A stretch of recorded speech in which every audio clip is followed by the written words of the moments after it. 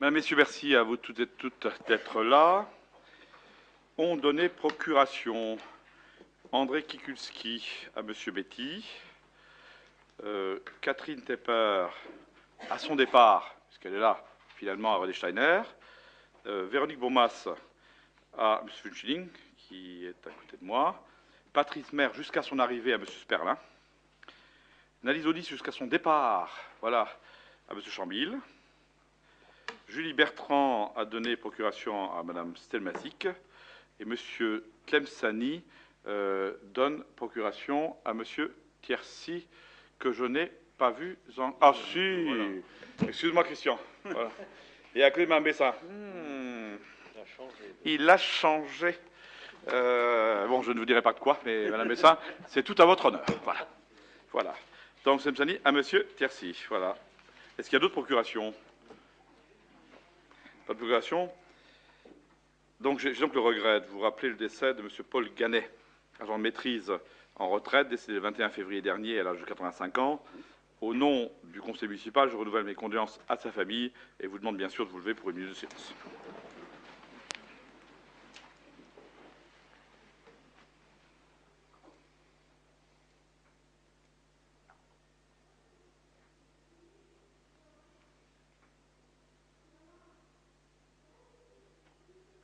Merci beaucoup. Divers remerciements m'ont été adressés. Ils émanent de M. Yannick Grandidier, président de l'agriculture de Moselle, pour la mise à disposition de l'Agora pour le premier bal départemental d'agriculture. M. Villemain, président de l'association culturelle et loisirs du Faubourg, pour la mise à disposition d'un photocopieur. Et c'est bon. Bien. Alors nous attaquons bien sûr l'ordre du jour avec le point numéro 1 qui concerne bien sûr le foncier et qui concerne bien sûr la voirie communale et l'incorporation dans le domaine public de la voirie et réseau divers de la voie privée dénommée rue de l'Oratoire. Monsieur Chambil, vous avez la parole. Merci, Monsieur le maire. Donc, lors de la construction de 4 immeubles d'habitation par la SCI Clos de la Chapelle, un permis groupé numéro 230/98 a été délivré par la commune de Saint-Avold le 30 septembre 1998. Entre-temps, les co-gérants de cette SCI, messieurs Claude Fromholz et Marc Wagner, ont procédé à la régularisation foncière des parcelles devant faire l'objet de la rétrocession de cette voie privée dénommée rue de l'Oratoire, laquelle régularisation vient d'aboutir. La réception définitive des travaux desservant cet ensemble immobilier a eu lieu en date du 15 janvier 2010, de sorte que la commune a accepté le principe de la reprise de cette voirie. À ce titre, Monsieur le député maire informe l'Assemblée que l'article 141.3 du Code de la voirie routière dispense désormais les communes de procéder à des enquêtes publiques préalables quant au classement et au déclassement des voies, dès lors que l'opération envisagée n'a pas pour conséquence de porter atteinte aux fonctions de desserte ou de circulation assurées par la voie. En conséquence, il vous est proposé de délibérer comme suit: le conseil municipal, vu l'article du Code de la voirie, vu l'avis favorable du transfert de la voie dans le domaine public communal émis par la commission municipale des opérations immobilières et des travaux en date du 10 février 2010, vu l'ensemble des pièces du dossier, décide d'acquérir à l'euro symbolique et de classer dans le domaine public la voirie et les réseaux de la voie privée dénommée rue de l'Oratoire appartenant à la SCI Le Clos de la Chapelle et cadastrée. Vous avez sous les yeux les sections et les numéros de parcelles. Longueur métrique de la voie 160 mètres, de charger Monsieur le député maire de l'exécution de la présente délibération et de lui donner tout pouvoir à l'effet et de signer l'acte notarié à intervenir par devant maître Marlise Lang, notaire à Saint-Avold aux frais de la commune, de prévoir l'inscription du crédit nécessaire pour l'entretien et la gestion de la voie susvisée dans le cadre de l'enveloppe globale des crédits d'entretien de la voirie communale. Y a-t-il des questions? S'il n'y a pas de questions, on passe au vote. Qui est contre? Qui s'abstient? Merci. Pardon, excusez-moi. Merci, M. Chambil. Donc, avant de passer au point numéro 2, je voudrais donner lecture au conseil municipal des dégâts de tempête que certains, peut-être d'entre vous, ont subis hier. Et je remercie parallèlement à la fois nos services, les pompiers, tous ceux qui ont eu à intervenir sur notre secteur. À la rue de la Mertzelle, effondrement de la palissade de chantier, donc, qui a décidé de la fermeture de la rue. Route de Jeanne d'Arc et Arcadia. 9 arbres sur chaussée, entre 11h et 17h30. Fermeture de la chaussée à 13h30.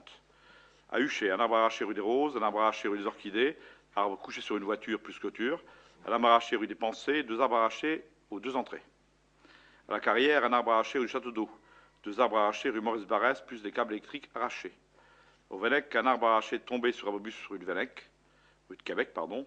Un mât d'éclairage du terrain de football arraché rue Saint-Exupéry, qui a chuté bien sûr sur la main courante, heureusement. À Dourdal, 3 arbres arrachés sur la route. Un arbre arraché chemin de l'Audrefant. À l'aéroport, 2 arbres arrachés. Cimetière du Centre, un arbre arraché tombé sur ligne électrique. Rue Joffre, il y a eu des branches sur chaussée. Rue Paul Thomas, toiture emportée sur l'immeuble particulier. Laine de verre dans l'ensemble du quartier, pour ceux qui ont passé, ils l'ont vu. Stade de Huchet, porte d'entrée des vestiaires arrachés. Gymnase de Braque, les tuiles ont été emportées. À la maison d'association, des tuiles ont été emportées elles aussi. Au COSEC, les bardeaux bitumineux ont été emportés. À la salle polyvalente de Jeanne d'Arc, châssis de toiture arraché, bardeaux bitumineux emportés. Dojo de Braque, soulèvement de toiture au-dessus de la salle de détente du cercle de tennis de table. Charpente à recaler. Lotissement Le Vallon, clôture de protection du bassin d'oral arraché au droit des habitations. Lotissement La Clairière, panneau arraché sur Bobus. Rue Fayetteville, panneau indicatif arraché. Sur les carrefours à feu, nombreux supports de feu inclinés par l'action du vent, à vérifier en termes de solidité extérieure. Et la rue Jacques-Cartier, revêtement synthétique du City-Stade, arraché par le vent. Voilà les dégâts que nous avons subis suite effectivement à la tempête d'hier. Donc je remercie à la fois tous les adjoints, tous ceux qui ont été sur le terrain. Bon, il est clair que comparativement à d'autres secteurs de France avec lesquels nous sommes solidaires, nous dirons que nos dégâts sont importants mais minimes, puisqu'il n'y a pas eu finalement de blessés. Le point numéro 2, environnement, forêt de Ménal Saint-Avold. L'autorisation de passage, M. Steiner, vous avez la parole. Une convention lie l'ONF et la ville de Saint-Avold relative au chemin de desserte de la cité Jeanne d'Arc des quartiers Arcadia. Celle-ci permet l'accès par autobus urbain de la ville de Saint-Avold et des véhicules légers. Elle a pris fin le 31 décembre 2009. Pour permettre de continuer à utiliser cette desserte à Jeanne d'Arc, l'ONF nous propose de renouveler une convention d'une durée de 9 ans, du 1er janvier 2010 au 31 décembre 2018. En vous exposant ce qui précède, vos commissions de l'environnement et des finances, ainsi que le conseil municipal, a autorisé M. le député maire à signer la convention avec l'ONF. Est-ce qu'il y a des questions sur ce point? S'il n'y a pas de questions, on passe au vote. Qui est contre? Qui s'abstient? Merci. Merci, M. Steiner. Si je peux juste rajouter un mot. Je pense que suite à la tempête qu'il y a eu hier, et les travaux de sécurité qu'on a fait route de Jeanne d'Arc et émuluché des arbres dangereux ont porté ses fruits, puisque ça a limité considérablement les chutes d'arbres et les accidents. Moins plus on préserve les arbres.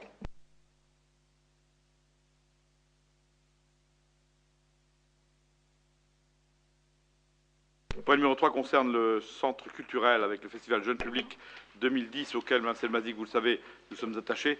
Je vous passe la parole. Merci. Le conseil municipal a approuvé le 23 novembre 2009 la programmation du festival Jeune Public 2010.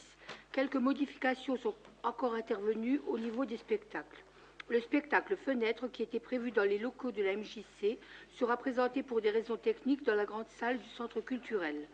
Pour le spectacle Don Quichotte, 2 représentations scolaires étaient programmées le jeudi 11 mars.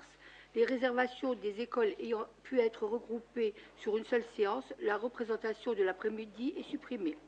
La demande des écoles pour le spectacle Cyrano de Poche ayant été très forte, une séance supplémentaire est programmée le mardi 9 mars l'après-midi à l'école Cruzem. Le samedi 13 mars, 3 représentations du spectacle La Caravane à Histoire se dérouleront sur le parking de l'école de la Carrière le matin, 3 représentations sur le parking de l'école du Vennec l'après-midi, et le mercredi 17 mars, 5 représentations seront données sur le parking de la MJC. Le programme définitif des représentations est joint en annexe. Donc vous avez sûrement pu le voir. Alors y a-t-il des questions? Oui. Juste une petite remarque. Oui. Quand je regarde le tableau, bon, la grande salle du CAC est quand même utilisée 4 fois. Est-ce que dans le cas de l'affermage, on n'a pas vu un petit peu trop juste pour seulement réserver 6 fois? C'est quand même très important que les enfants puissent bénéficier de cette salle. Alors, là où nous serons d'accord, Mme Galland, c'est finalement se dire que notre MJC doit, à un moment donné, être reconstruite. On l'a dit. Je pense qu'on aura un jour les moyens de le refaire et de faire en sorte qu'elle ne soit pas décentralisée partout. quand elle utilise finalement les locaux du commissariat, les locaux de ceci, de cela, je crois qu'il faut quelque part qu'on leur donne à la fois les moyens de travailler et de bien travailler. Donc la complémentarité entre le centre culturel et la MJC demeurera dans le cahier des charges, quel que soit le cas de figure que nous envisagerons. Voilà. Je voulais encore juste préciser, dans les 6 fois qu'on s'est réservé en tant que ville, on a mis le festival jeune public. Oui, mais c'est parce que là, c'est quand même 4 jours. Donc, oui, mais on a mis le festival jeune public. Donc, comme une fois, si vous voulez. On conserve finalement les choses qui sont partenariales. Voilà. La MJC fait un travail phénoménal, on ne peut que le développer et à partir de là, l'encourager. Je pense que Mme Selvazi y est sensible. Mme Galantouz y est sensible. Je pense que l'ensemble du conseil municipal y est sensible. À partir de là, nous avançons dans le même. Oui. C'est vrai que dans le cadre de ce festival jeune public qui a trouvé quand même un rythme de croisière et un certain dynamisme qui est de qualité, oui, c'est quand même un spectacle de qualité qui draine beaucoup de gamins. Et je pense qu'il ne faudrait pas qu'à cause d'un problème de salle, quand on fait des programmations, qu'on soit limité et qu'on puisse plus choisir certains spectacles parce qu'on n'a plus des locaux adaptés. Les locaux aujourd'hui, les réunions se font régulières entre le président et le directeur de la MJC et moi-même.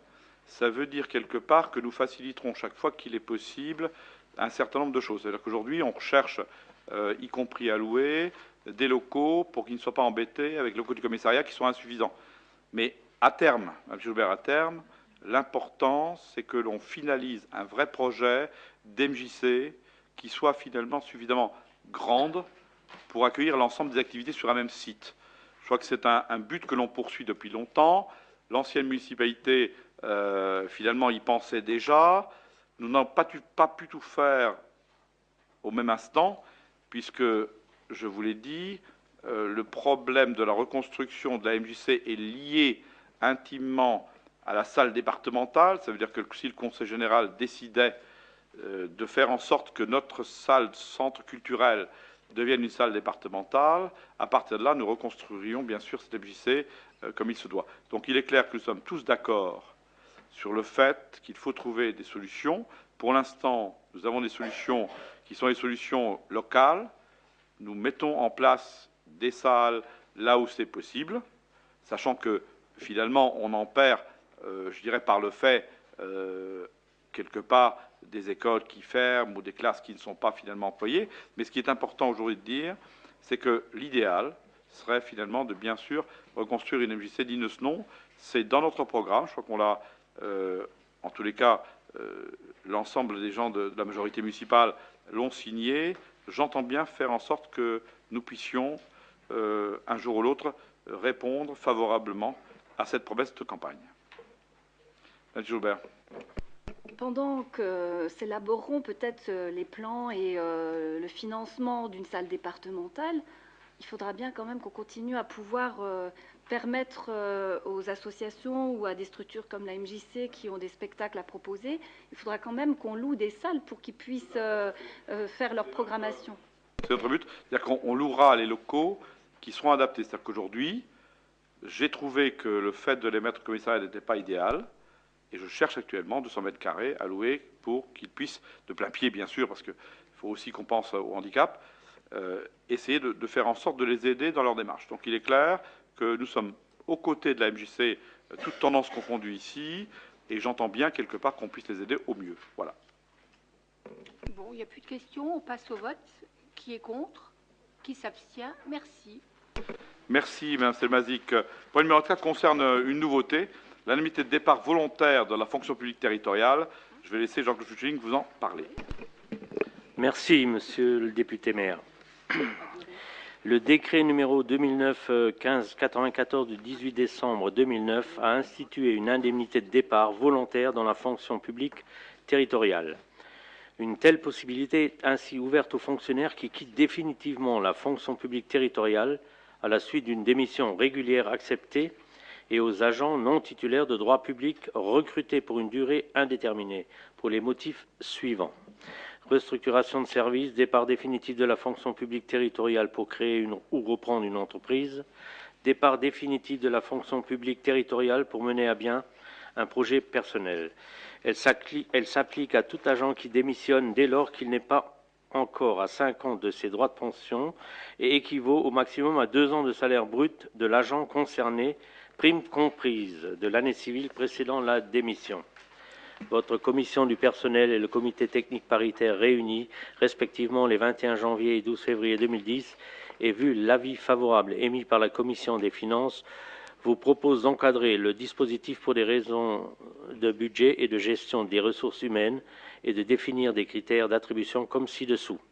1. Limiter par année l'ensemble des indemnités attribuables suite à démission à un montant global budgétaire de 100 000 € maximum. 2. De fixer le montant de l'indemnité à 1/12 de la rémunération brute par année d'ancienneté à la ville de Saint-Avold dans la limite des 24/12e, soit 2 ans de salaire brut. 3. De préciser qu'au-delà de 10 années dans notre collectivité pourraient être prises en compte dans le calcul les années passées dans une autre fonction publique, le cas échéant. Les crédits nécessaires seront prévus au BP 2010 et suivants. Y a-t-il des questions?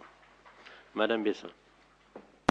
Je pense que pour les personnes qui vont être intéressées pour créer une entreprise ou reprendre une entreprise, que ça va se passer comme chez nous, chez Arkema par exemple, qu'elles vont devoir auparavant monter un dossier et elles pourront, le cas échéant, je pense, être conseillées et épaulées dans leur démarche administrative. Je pense que ça va se passer comme ça. Oui, c'est le choix de la personne. Il y a 3 cas de figure où finalement quelqu'un peut quitter avec finalement quelque chose, un chèque à l'appui. Je crois qu'il est important que, quel que soit le cas de figure, on manque d'entrepreneurs ici, en France partout. Je crois qu'il est important qu'après le statut d'auto-entrepreneur, on essaie finalement de trouver des voies. Et pour ceux ou celles qui souhaitent finalement se lancer, il est important, et vous avez raison, qu'on les aide et qu'on les épaule partout où c'est possible. Je crois que Jacqueline Kopp en sera d'accord. L'entrepreneuriat reste finalement un vrai défi pour la France et on a intérêt finalement tous à aider ceux qui souhaitent créer leur boîte, quel que soit effectivement le cas de figure, on en a vraiment besoin. En tous les cas, vous avez raison. Nous aiderons les personnes qui souhaitent partir à la fois parce qu'ils ont envie d'aller ailleurs et de faire autre chose, et aussi, quelque part, tous ceux qui veulent créer leur boîte. Tout en regrettant, bien sûr, et je crois qu'on peut le regretter globalement, que si notre jeunesse part quelque part d'ici pour aller ailleurs, c'est que finalement, l'ensemble de nos efforts qui, quelque part, sont là pour créer l'emploi sont insuffisants. Il faut qu'on essaie d'apporter encore plus à la fois de courage, mais surtout, bien sûr, de perspectives d'avenir à nos jeunes pour qu'ils restent ici. Et je crois que c'est important qu'on puisse effectivement le faire. Oui, parce que je voulais dire, il faut quand même que le dossier tienne la route aussi. Maintenant, Madame Bessin, quand on dit de citer la route, ça veut dire quoi? Ça veut dire finalement, moi ou vous, demain, on se dit, tiens, on va créer une boulangerie, c'est quelque chose de bien. C'est vraiment notre projet de vie. Maintenant, on peut aussi se planter. C'est comme tout. Hein, on peut être bien et on peut se planter. Mais ne pas le faire serait finalement renoncer à un projet de vie. Je crois que c'est pas bien. Il faut aussi qu'on ait des gens qui ont envie de risquer les choses, qui ont envie de partir, qui ont envie de faire. Et c'est important qu'on les soutienne. Par contre, sur le soutien, je suis d'accord avec vous. Il faut qu'on soutienne ceux qui ont envie de créer. C'est important à la fois pour Saint-Avold, c'est aussi important pour la France. Je crois que c'est important qu'on le fasse. Catherine Tepper, lorsque dans la formation, elle discute avec les jeunes, je crois que l'importance, c'est pas qu'on fasse des chantiers d'insertion pour les peintres.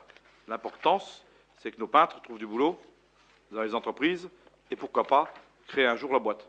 Ça, c'est important. Y a-t-il d'autres questions? Plus de questions. Je passe au vote. Qui est-ce qui est contre? Qui est-ce qui s'abstient? Je vous remercie. Merci, M. Juling. Le point numéro 5 concerne bien évidemment la coquerie avec une question qui nous est posée, puisque cette coquerie a malheureusement fermé en octobre 2009, après que nous ayons les uns et les autres. Et je dois rendre hommage ici à la fois à la région Lorraine, à l'État au travers du préfet, pas forcément du ministre, mais du préfet, qui, sur le terrain, ont essayé de faire le maximum. Toujours est-il quelque part que cette structure est aujourd'hui fermée et que se pose aujourd'hui le problème important de la reconversion de ce site. Qu'est-ce que nous allions y mettre demain? Comment nous le voyons, etc., etc. Alors, je vous pose une délibération qui est une délibération sur laquelle je ferai une toute petite nuance qui est importante d'ailleurs, et vous invite à comprendre, c'est que bien sûr, Ce qui est important pour demain, sur l'ensemble des hectares qui sont là, c'est que nous puissions reconvertir, revitaliser. Rogueza, Coq de Carlin, a une obligation, une ardente obligation finalement, de revitaliser ce secteur, et nous ne pouvons le revitaliser que si nous ne nous mettons pas à nous-mêmes un certain nombre d'interdictions. Ça veut dire que ce secteur a vocation à être un secteur industriel, je crois que c'est important, mais aussi artisanal. Et qu'à un moment donné, dans l'histoire de la dépollution, on n'essaie pas finalement de nous faire une dépollution à minima. Je résume bien sûr la délibération que vous avez devant vous, sur laquelle on pourra discuter.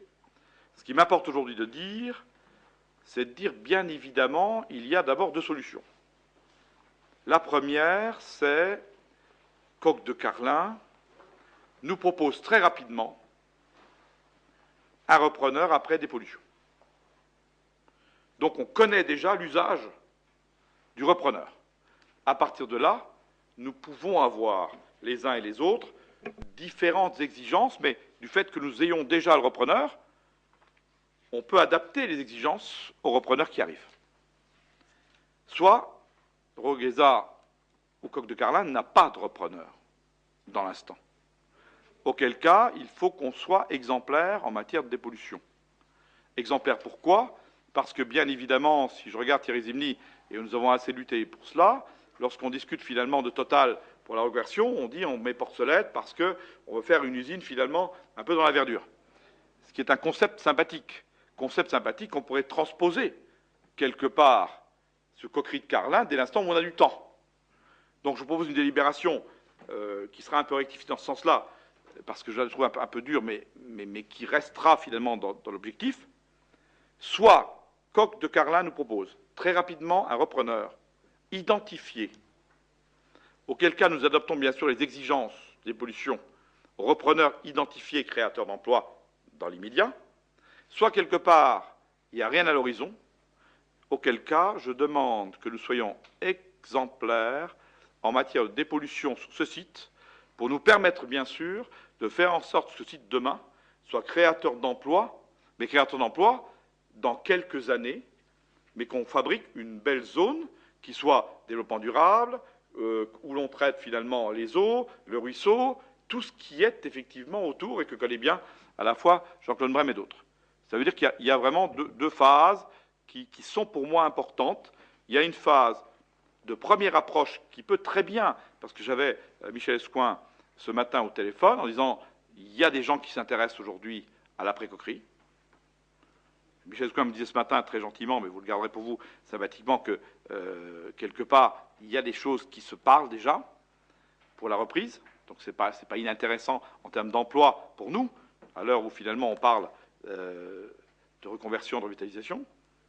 Et il y a le cas de figure où finalement on ne voit rien à l'horizon, rien ne se profile, aucun type d'activité, et auquel cas il faut être exemplaire. Quand je dis exemplaire, c'est bien sûr, comme je l'ai dit, hein, on retraite bien sûr le ruisseau, on y met quelque part un peu de verdure, on essaye de faire une zone industrielle et artisanale, bien sûr, capable d'accueillir l'ensemble des entreprises qui viendraient chez nous pour l'avenir. Voilà a priori un petit peu ce qui est dit dans la délibération, que je modifierai un tout petit peu pour bien mettre l'accent sur la phase 1 et la phase 2, parce qu'il est clair que s'il y avait très rapidement un repreneur, on ne va pas commencer finalement à scier la branche sur laquelle on est assis. S'il y avait très rapidement un repreneur, il est bien clair que les exigences en matière de dépollution devraient être finalement, en fonction des emplois, mises en place, parce que nous vivons essentiellement, bien évidemment, avec les emplois créés. Je ne vais pas finalement faire l'affront à Jacqueline Kopp de lui demander combien de chômeurs nous avons. Je crois qu'il est important quelque part que nous soyons à la fois réalistes dans ce que nous demandons et dans ce que nous faisons. Voilà un petit peu le sens de la délibération qui est là. En tous les cas, ce qui est clair, c'est que dans un premier temps, je vous demande d'émettre un avis défavorable sur la proposition qui nous est faite de Coq de Carlin, à moins que, je rajouterai bien sûr, qu'il y ait un repreneur identifié rapidement. Voilà. Hein. Voilà ce que je rajouterai. Parce qu'on nous a quand même promis une revitalisation, hein, et j'entends bien aller au bout des choses, si bien que je viens d'adresser finalement une lettre que je vous transmettrai, que j'ai adressée à la fois au ministre Estrosi et d'autres, pour dire attention. Hein, en matière de dépollution, il n'y a pas de cadeau à faire. l'État ne nous ayant pas fait de cadeau, n'en feront pas non plus. Par contre, s'il y a une reprise et s'il y a quelqu'un d'identifié, on peut finalement quelque part avoir une certaine souplesse qui tienne compte de l'implantation de l'industriel existant. Mais on ne va pas faire fuir l'industriel en lui disant il y a ça, il y a ça, il y a ça, il y a ça, il y a ça, parce que si finalement on met un grand catalogue de choses à faire, je crois qu'on ne trouvera pas l'industriel, ce n'est pas la peine, et Thierry Zimny ne démentira pas, d'aller essayer de chercher et de signer des conventions et avec l'un, et avec celui-là, et avec l'autre, si on met un catalogue d'interdictions qui fait qu'une fois qu'il a tout lu, le mec se barre rapidement. Je crois qu'il est important, quelque part, qu'on soit clair, finalement, là-dessus. Voilà un peu le sens de la délibération, et voilà un peu le sens de ce que je souhaite effectivement que nous puissions adopter globalement, ensemble, tout en débattant, bien évidemment. Jean-Claude Brem, je te passe la parole. Effectivement, bon, déjà en entrée, j'ai quand même quelques doutes sur un éventuel repreneur. Bon, tout au long du processus de... Hein, j'entends bien. Moi, j'ai eu Michel Escoing ce matin, oui, mais, après dépollution. Hein, il y a deux hypothèses. Où éventuellement il y a un repreneur, bon, et la dépollution se fera minima. Demain, si cet éventuel repreneur se casse la gueule, on va se retrouver avec une zone où plus personne ne voudra dépolluer. Bon, il y a ce risque-là aussi qu'il faut mesurer. Ouais, Jean-Claude, là où tu as raison, là où tu n'as pas raison, c'est de se dire, attention, est-ce que quelqu'un s'intéresse au site? Alors, tu connais bien, finalement, toi aussi, toi et moi, n'est-ce pas, les péripéties de Direct Énergie. On ne sait pas où ça va aboutir. On ne sait pas aujourd'hui quelle sera la suite de ce projet sargueminois. Admets 2 minutes, mais j'en sais rien, je ne me suis pas occupé de ça, mais admets 2 minutes que finalement, quelque part, il y a un recours sur le projet de Sarreguemines, que finalement, les gens de Sarreguemines souhaitent s'intéresser, s'intéresser à notre secteur. On s'est bien penché sur E.ON et sur les 2 fois 400 MW. Si Direct Énergie, admettons qu'il s'intéresse au site, ben, ma foi, nous allons adapter, à mon avis, les convenances en fonction des circonstances. Ça, on sait faire, et je crois que c'est bien qu'on puisse le faire ainsi. Après, on verra. Mais dire qu'il n'y a pas de gens qui s'y intéressent, c'est faux, parce que Michel Escoing me l'a affirmé ce matin. Voilà. Mais ceci étant, ça reste un dialogue entre moi et lui, que je vous livre brut de coffrage, comme je l'entends. Mais là où je suis clair, c'est que soit il y a un repreneur rapidement, soit quelque part, nous aurons des exigences qui sont des exigences, à mon sens, élevées, parce que nous devons être exemplaires en matière de dépollution, parce que, comme vous le savez, la coquerie s'entend. Tu l'as connu, Jean-Claude, à une époque où il y avait déjà houillère, etc., etc. La dépollution là-dessous, ce n'est pas une simple affaire. Ça veut dire qu'il ne faudra pas seulement nous mettre 30 cm de terre, c'est un peu ce que je dis, 30 cm de terre pour faire croire qu'il y a finalement une vraie dépollution. On veut, nous, quelque chose de clair et de transparent. C'est pour ça que j'ai demandé à Michel Escoing d'être transparent sur ce dossier pour qu'on puisse avancer. Confidentiel, bien sûr, en ce qui concerne les éventuels repreneurs, parce qu'on n'est pas là pour finalement mettre sur la place publique les gens qui discutent entre eux. Par contre, ce qui est clair, je l'ai dit déjà, 2 choses. L'argent qui vient de la vente de tout ce qui passe sur la coquerie doit rester à la revitalisation et au développement du site, et pas aller dans la poche de Rogueza. Ça, je l'ai dit et je continue à le dire. Et ce qui est clair, c'est qu'en fonction du repreneur, je souhaite quelque part, Coq de Carlin nous propose très rapidement, et Rogueza, et d'ailleurs le préfet, avec le commissaire à l'industrialisation qui est quand même nommé pour nous aider là-dessus, nous propose rapidement un repreneur. À partir de là, on peut être plus souple sur les exigences. Autrement, ce sera donc les exigences maximales qui sont finalement à la fois données par la loi et données parce que nous connaissons du terrain. Je crois qu'il est important que nous puissions tous ensemble être d'accord sur ce principe clé-là. Voilà. Oui, mais le site est quand même confronté à un double problème. Il y a le problème d'une part de la dépollution et il y a le classement de la zone CVSO2. Bon, c'est un double problème. Bon, oui, une bonne partie. Oui, non, mais une bonne partie, hein, qui est classée dans le périmètre de CVSO2. Bon, alors ça va augmenter encore en plus les contraintes d'un éventuel repreneur. Il ne faut pas le négliger non plus. Hein. Monsieur Zimny souhaite intervenir. Effectivement, je crois que dans un premier temps, on a eu l'occasion d'étudier le document que nous a fourni Coq de Carlin en commission, assez longuement, pour étudier notamment l'ensemble des chiffres et des solutions qu'il préconise. Alors, je crois qu'il faut être dans un premier temps assez ferme, effectivement, sur le fait de refuser ce qui est préconisé, parce que ça correspond uniquement à un revêtement végétal, quoi. En gros, bon, c'est-à-dire c'était le minimum qu'il pouvait faire. Mais c'est cacher la misère, j'ai envie de dire. Bon, ça c'est la première chose que je voulais dire. La seconde, c'est sur les perspectives d'utilisation de ce site. Je crois qu'il ne faut pas être forcément négatif. Il est vrai que c'est classé en Céveso2, mais ce n'est pas forcément une contrainte, ça peut être un atout aussi, parce que ce classement en zone Céveso2, il n'y en a pas énormément, avec des terrains disponibles en France. Et puis surtout, on a une tradition dans la région, une acceptation sociétale de l'activité chimique et des risques qui y sont induits. Et ça, c'est extrêmement important. Et comme le maire le précisait, l'histoire de Direct Énergie nous le démontre. Sur Sarreguemines, alors qu'il proposait effectivement un environnement paysager, un accompagnement vraiment assez poussé, c'est quand même encore refusé en bloc par la population qui a du mal à concevoir la présence de deux cheminées qui crachent essentiellement de la vapeur d'eau. Voilà, donc je crois que dans le coin, dans le secteur de Saint-Avold, il y a toute une histoire, il y a 100 ans de production de carbochimie, de pétrochimie, il y a une acceptation de l'environnement, de la population autour de Saint-Avold qui peut favoriser l'implantation d'une société. Et actuellement, c'est extrêmement important, je crois que les sociétés qui veulent s'implanter et qui ont des activités à risque prennent aussi en compte comment la population peut le concevoir. Et puis dans la population, il n'y a pas seulement la conception, mais aussi les compétences. Donc il y a quand même un environnement, je crois, qui est relativement porteur en termes de compétences humaines susceptibles de pouvoir travailler dans le domaine de la chimie, et puis une acceptation de la population, sans compter les infrastructures, la plateforme logistique qui est mise en place suite à la restructuration. Donc il y a quand même la possibilité d'amener ou de faire partir des produits dangereux par la voie du rail. C'est quand même important. Mais maintenant, pour en revenir à la dépollution, il est vrai qu'il est nécessaire d'être extrêmement vigilant parce qu'il y a une centaine d'années de production et de pollution accumulée. Donc, et les risques qui sont présentés, je ne sais pas si c'est fait exprès, sont volontairement présentés en puissance de 10. Enfin, quand on regarde, ça fait tout de suite des risques qui sont 100 fois plus importants, quoi, pour les zones à risque. Donc, c'est peut-être pas forcément un revêtement végétal de 30 ou de 50 cm qui devrait suffire. Là-dessus, d'accord, je pense quelque part qu'il ne faut pas qu'on puisse déjà, après, je dirais, avoir eu une revitalisation à minima, accepter une dépollution à minima. Mais ceci étant, tout dépend ce que Rogueza, Coq de Carlin voudront bien effectivement nous proposer. La deuxième idée, c'est bien sûr, et vous le connaissez bien, c'est que le problème de la coquerie aujourd'hui, c'est le problème de la chimie de demain. Et aujourd'hui, bien évidemment, on lutte les uns et les autres pour qu'on fasse ce fameux pipe, qui finalement va être mis en place entre Ludwigshafen et Saint-Avold.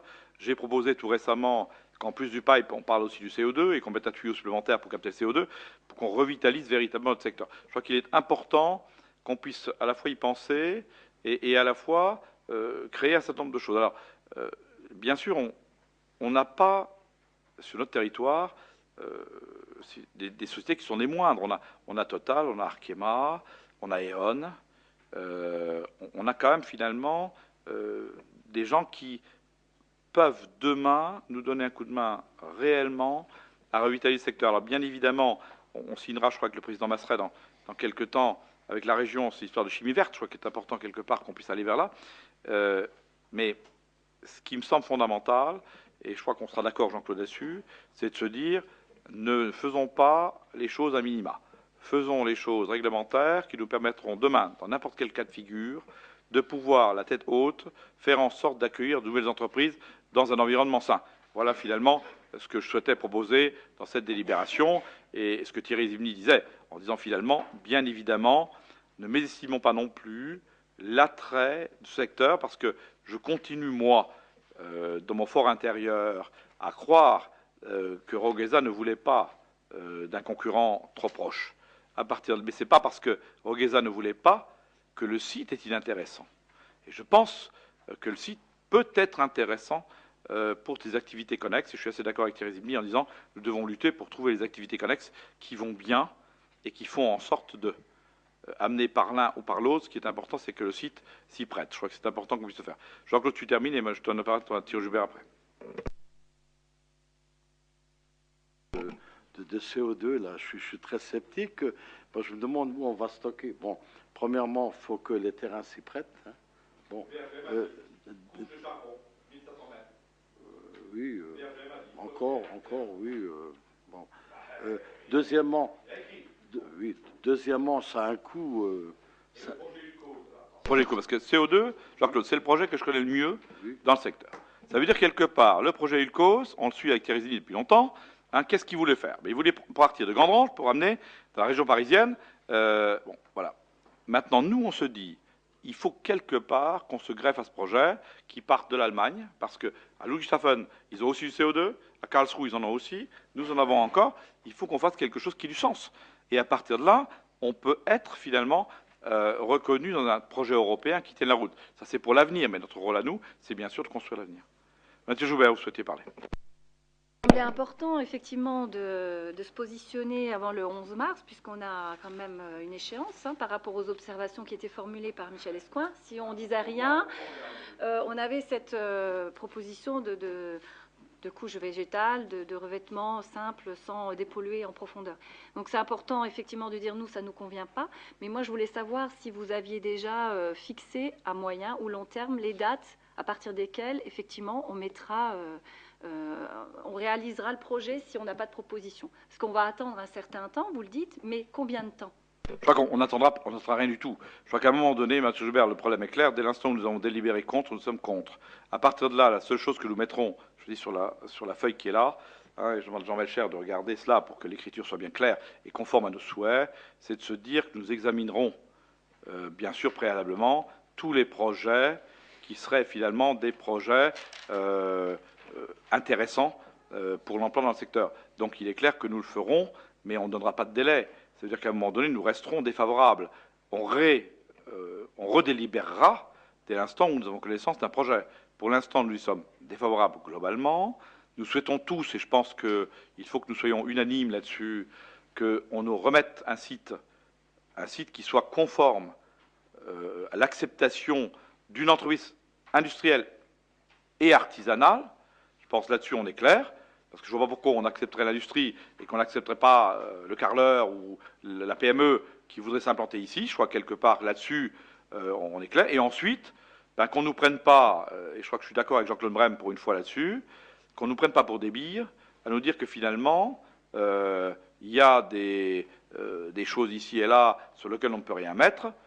Nous disons, nous collectivités, nous devons, à l'heure actuelle, compte tenu du contexte économique, faire feu de tout bois, et faire en sorte, dans cette perspective-là, puisque nous avons deux secteurs, un secteur vente au comptant, qui est plutôt un secteur facile, sur lequel il n'y a pas beaucoup de dépollution, donc on peut déjà travailler là-dessus, mais sur le secteur coquerie lui-même, faire en sorte, bien évidemment, qu'on accepte les choses, y compris les infrastructures routières. Je l'ai dit l'autre jour, il est important que nous puissions faire cette voirie interne, hein, je dis bien interne parce que finalement, c'est dans le PPRT, et que je demande à René Steiner de bien regarder les termes et les virgules PPRT, pour qu'on puisse créer cette voirie interne qui nous permette à terme d'arriver jusqu'à Jeanne d'Arc, puisqu'il est important que nous puissions aussi, quelque part, dévier un tout petit peu les zones et faire en sorte que le VFI Cargo et les zones qui sont les zones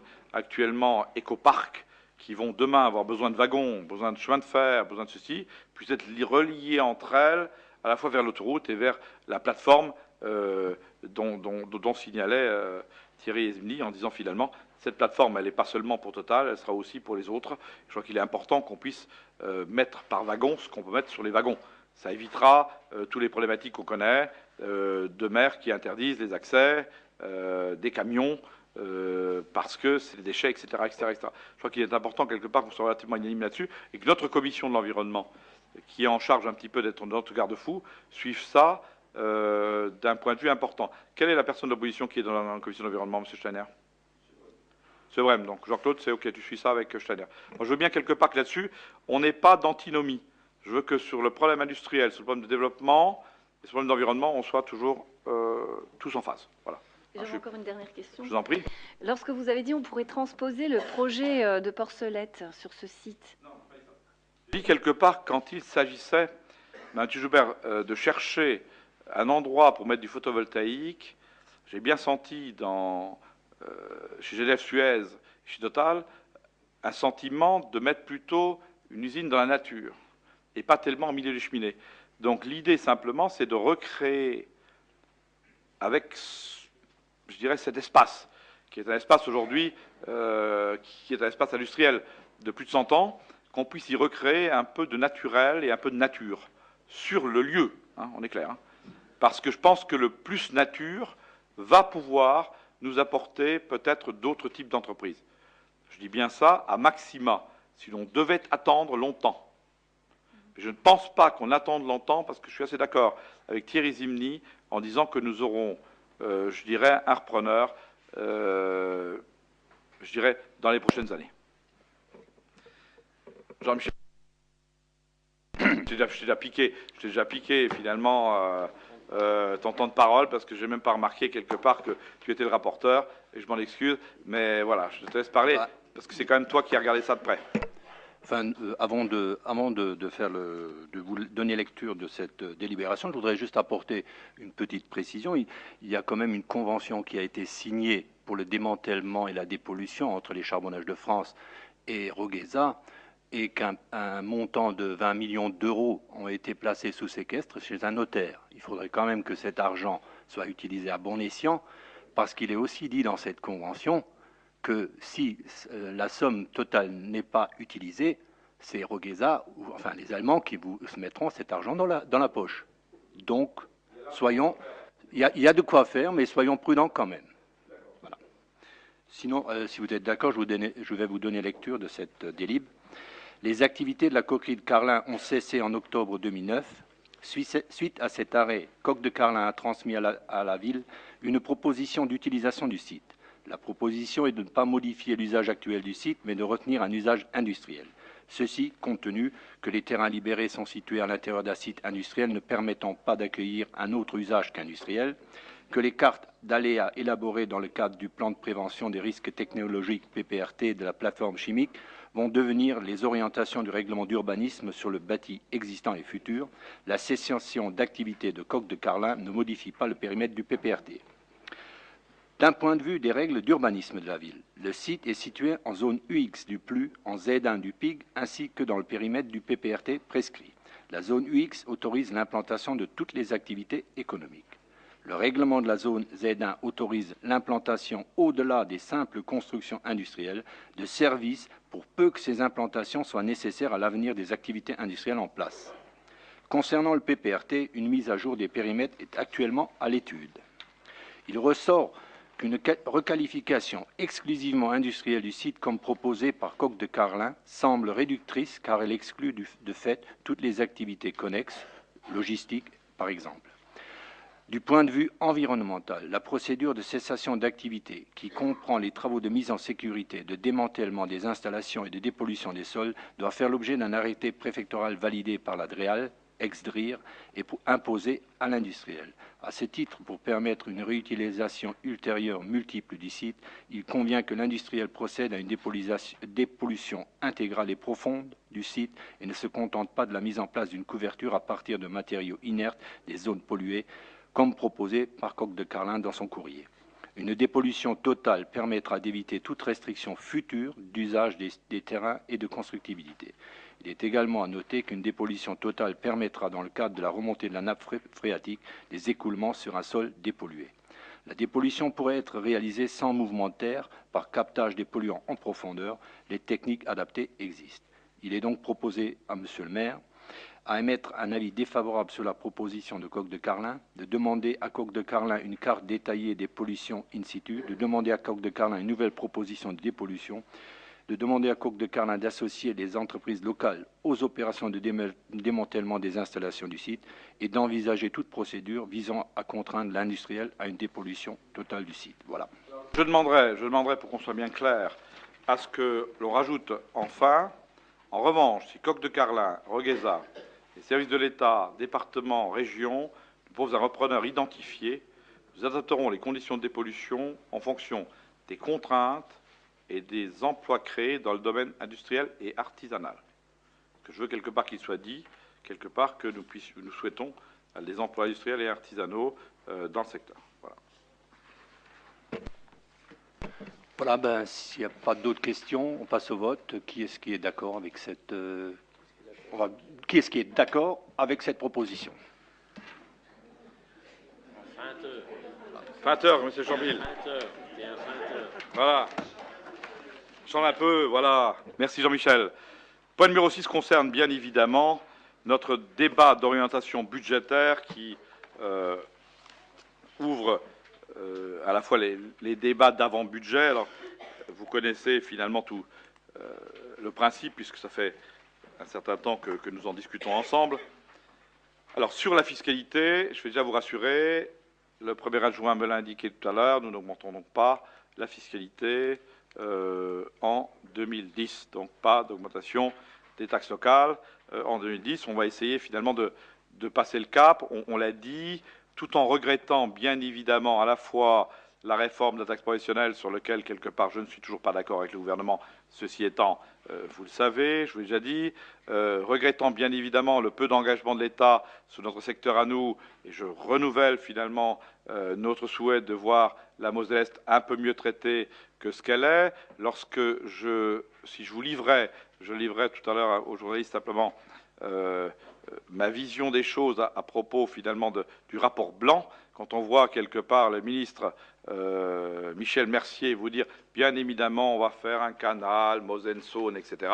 Hein, on ne parle pas du TGV de Saint-Avold, on ne parle pas de la Moselle-Est, c'est comme toujours, on nous ignore encore et toujours, et j'invite et chacun et chacune d'entre vous, tout en se confondu politiquement, de défendre la Moselle-Est, parce que je crois quelque part qu'elle est le mieux que ce soit fait ainsi. Bien, alors sur les taux qui resteront finalement des taux de 2010, donc 15,31 pour la taxe d'habitation, 5,79 pour la taxe foncière, 67,18 pour la taxe foncière non bâtie et 10,37 pour la taxe professionnelle. Bon, qui disparaîtra. Je laisserai mon premier adjoint vous parler un peu des compensations de ce qu'il connaît un petit peu des choses. Alors, vous voyez finalement dans les totaux ce que nous rapporte à la fois l'ensemble des taxes. Sur les dépenses de fonctionnement, vous voyez comme moi, quelque part provisoirement, qu'elles sont en 2009 de 26 603 904. Les intérêts de la dette restent effectivement sympathiques. L'encours de la dette aussi, on n'est pas les plus mauvais dans ce domaine. Alors, quelles sont les grandes tendances qui feront en sorte que nous allons mener ce budget primitif à la fois d'une façon très réaliste, parce qu'il nous faut être relativement prudent par rapport aux rentrées d'argent que nous escomptons pour l'avenir, hein, comme je vous dis, taxe professionnelle compensée 2011, compensée 2010, après on ne sait pas, donc quelque part nous resterons relativement prudents. Ensuite, bien évidemment, ce qui est important pour nous, c'est de voir ce que nous allons poursuivre en termes de politique de proximité. Je crois que c'est important au niveau de nos concitoyens, de nos écoles, des développement durable, de la sécurité à tous. Alors, dans le cadre du plan handicap, donc la deuxième étape du diagnostic des bâtiments sera réalisée. Alors, ce qui est surtout important, pour résumer un petit peu tout le laïus qui est là. 1, vous avez vu que l'hiver a été pour nous destructeur. Alors, on a à la fois eu la neige et on a eu la tempête. Donc, ça veut dire qu'en termes des dégâts, on va déjà s'efforcer de réparer ce qui est à réparer. Ça veut dire que la priorité de cette année sera donc donnée, bien évidemment, et vous le savez bien, aux voiries, quel que soit le cas de figure. On va déjà faire en sorte de réparer partout où c'est nécessaire l'ensemble des voiries et l'ensemble des dégâts tempête. Première chose. Après, on verra a priori ce qui nous reste comme argent et nous ferons en fonction de l'argent que nous avons sur un certain nombre de choses. Alors, bien sûr, on va bien évidemment avancer sur le transfert au bâtiment Jeanne d'Arc des archives. Je crois que c'est important que nous puissions le faire au cours du second semestre. Ensuite, bien sûr, on continue les politiques exemplaires en matière de jeunes, puisqu'on va privilégier la réalisation du terrain synthétique du stade du centre. C'est important. Je pense que l'Étoile Lavorienne, qui aujourd'hui exploite le stade du centre, je crois qu'il est important qu'elle puisse avoir un terrain synthétique compte tenu du nombre de jeunes. J'émets, là, bien sûr, les mêmes réserves que j'ai pu émettre pour Huchet. Ce ne sont pas des terrains qui sont dédiés au club, mais des terrains municipaux dédiés à toutes les équipes. Je l'ai dit à Huchet, je le dirai encore à l'Étoile Lavorienne, je le dis à Jeanne d'Arc pour son boulodrome. Aujourd'hui, l'heure est au partage, n'est certainement pas à l'assimilation de soi. On garde pour nous. Hein. Je crois qu'il est important, quelque part, que nous puissions le faire. Donc, important, priorité, terrain synthétique du stade. Alors, bien sûr qu'on va poursuivre les études concernant la liaison Cora centre-ville. Là-dessus, je suis clair.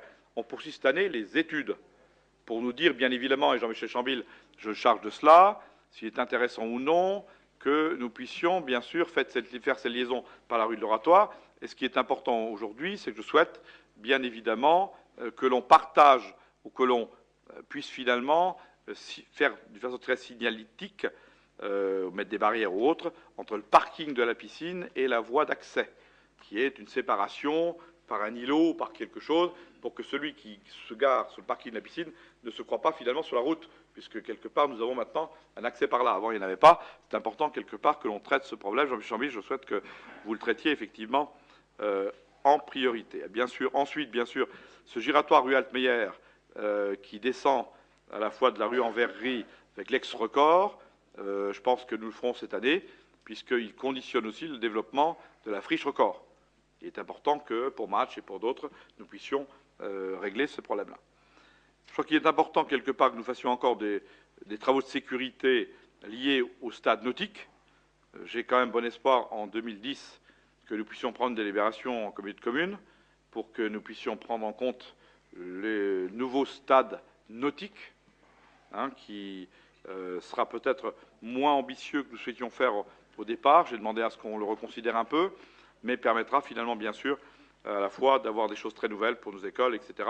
Donc je pense que nous arriverons, et je le dis à l'adresse de nos délégués communautaires, à faire en sorte que nous puissions trouver un accord avec l'intercommunalité sur la prise en charge d'une piscine à vocation intercommunale sur notre territoire, en même temps que nous prendrions en compte, bien sûr, la piscine de l'hôpital qui fait partie, je dirais, de la même intercommunalité.